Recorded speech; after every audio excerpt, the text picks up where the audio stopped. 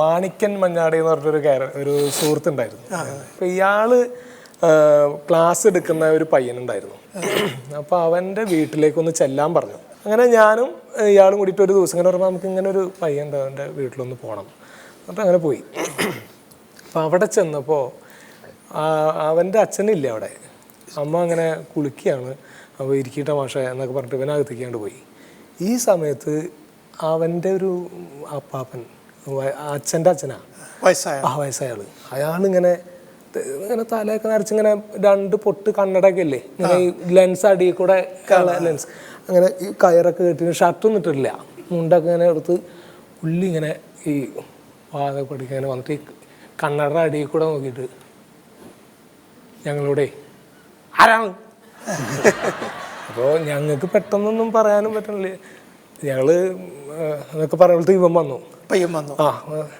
അച്ചാച്ചാ ഇത് എന്നെ മിമിക്രി പഠിപ്പിക്കണ മാഷ. അപ്പോൾ ഇയാൾക്ക് തീരെ ഇഷ്ടമില്ല എന്നുണ്ട് ഈ മിമിക്രി. അപ്പോൾ എന്നെ മിമിക്രി പഠിപ്പിക്കണ മാഷ. മിമിക്രി പഠിപ്പിക്കണ മാഷ് എന്നൊക്കെ പറഞ്ഞിട്ട് എന്നൊക്കെ പറഞ്ഞിട്ട് മാണിക്കനെ എങ്ങനെ നോക്കുന്നുണ്ട്. അപ്പം ഞാൻ അപ്പുറത്ത് ഇരിക്കുന്നുണ്ട്. മിമിക്രി പഠിപ്പിക്കണം, നീ മറ്റേ മാതിരി കാക്കയും പൂച്ചയും കാട്ടി നടക്കാണ്. അതെ, ഒരു കാക്കയും പൂച്ചയും കാട്ടി നടക്കുകയാണോ ഇവന്റെ പോലെ. അപ്പൊ ഇവൻ നേരം വെളുക്കുമ്പോ തുറന്നും ചാക്കാൻ കാക്കയുടെയും പൂച്ചേന്റെയും ശബ്ദം കാട്ടിയത് കിടക്കപ്പായെന്ന് സ്വസ്ഥയില്ല. കാക്കയും പൂച്ചയും കാട്ടിയും പഠിപ്പിക്കണം. വല്ല പണിക്ക് പോകാൻ പറഞ്ഞു ഞാൻ അവനോട്, അത് കേൾക്കണില്ല അവൻ. അന്നാണ് ഞാൻ ഇതിങ്ങനെ ശ്രദ്ധിക്കണ ഈ ശബ്ദം. അത് കഴിഞ്ഞിട്ട് മാണിക്കനോട് കല്യാണം കഴിച്ചാ നീ? ആ കല്യാണം കഴിച്ചെന്നു. ആ പെണ്ണിന്റെ ഒരു ഗതികേട് നോക്കി. കുട്ടികളുണ്ടോ നീക്ക്?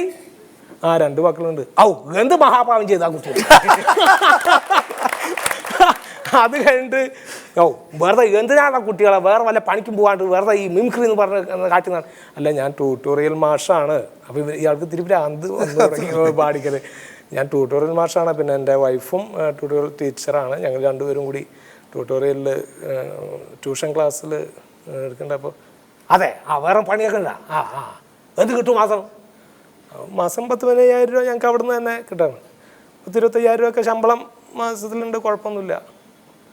അതെ, ആ പെണ്ണിൻ്റെ ഒരു ഭാഗ്യം നോക്ക്.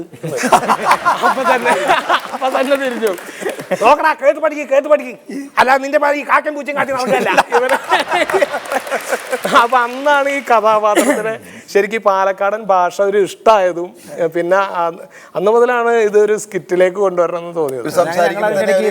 സാക്ഷരതയുടെ ഒരു സംഭവം ചെയ്തിരുന്ന ഞങ്ങള് ഈ പറഞ്ഞ പോലെ പാലക്കാടൻ ഭാഷ അപ്പൊ അവര് പക്ഷെ അതിന് ഒരു പരീക്ഷണം എന്ന് പറഞ്ഞാൽ നിങ്ങൾക്ക് എന്തറിയാം എന്ന് മാഷിങ്ങനെ ചോദിച്ചപ്പോൾ മണ്ണെണ്ണ ഒന്ന് എഴുതൂ എന്ന് പറഞ്ഞു. ഞാൻ ഇതാ ഒരാള്. അപ്പോൾ ശരി എഴുതൂ. മണ്ണെണ്ണല്ലേ? എഴുതി. ഈ നാന്ന് പറഞ്ഞത് എൻ്റെ ചെറുമോൻ്റെ നായാണ്.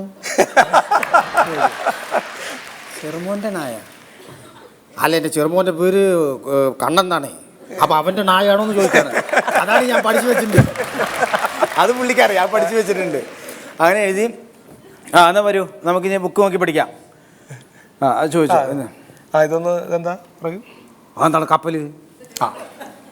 ഇത് അതെന്താണ്? എന്താ നോക്കൂ. സിംഹം. ഇതൊക്കെ വായിക്കാണല്ലേ? ഇതൊക്കെ സിംഹം. ഈ വൃക്ഷം എന്താ പറയുക? അത് ബോട്ട്. അല്ല, ഇത് മരം. അത് എന്താണ്? പന. ഇത് എന്താർക്കാണ് അറിയാത്തത്? നിങ്ങൾ ശരിക്കും നോക്കിയത് എന്താന്ന് പറയൂ. പറ. അപ്പൊ ഇതെന്താ? അതാണ് മൊഗർ. മൊഗറ്. ഇതെന്താണെന്ന് പറയൂ. ഇതെന്താണ് ഇപ്പം പറയണത്? മൊഗർ കണ്ടറിയില്ല നിനക്ക്? നിന്റെ മൊഗർ നോക്ക്, ദാന്റെ മോന് നോക്ക്, എന്റെ മൊഗർ നോക്ക്. മൊഗർ കണ്ടറിയില്ലേ? ഭാഷ ഇത് നിങ്ങൾ എഴുതിയത് വായിക്കൂ. ഇതിന്റെ താഴെ എഴുതിയത് വായിക്കൂ. എന്താണ് എഴുതിയത് വായിക്കേ? അപ്പൊ എഴുതി വായിച്ചാൽ മറ്റൊക്കെ പറഞ്ഞു ഞാൻ. ഇത് കണ്ടറിയില്ല? നോക്ക് നിങ്ങൾ. കപ്പല്, ബോട്ട്, പറ, പന, തറ. എന്തിനാണ് എഴുതി വായിക്കുന്നത്?